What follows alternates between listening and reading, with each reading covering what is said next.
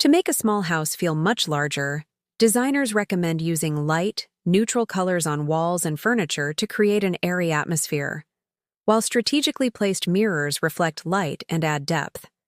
Multifunctional furniture, such as storage ottomans and foldable tables, maximizes utility without cluttering the space.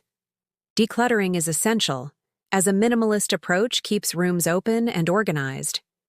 Utilize vertical space with tall shelves and curtains hung near the ceiling to draw the eye upward, creating a sense of height. Minimize partitions for an open layout and choose low-profile furniture to maintain clear sightlines.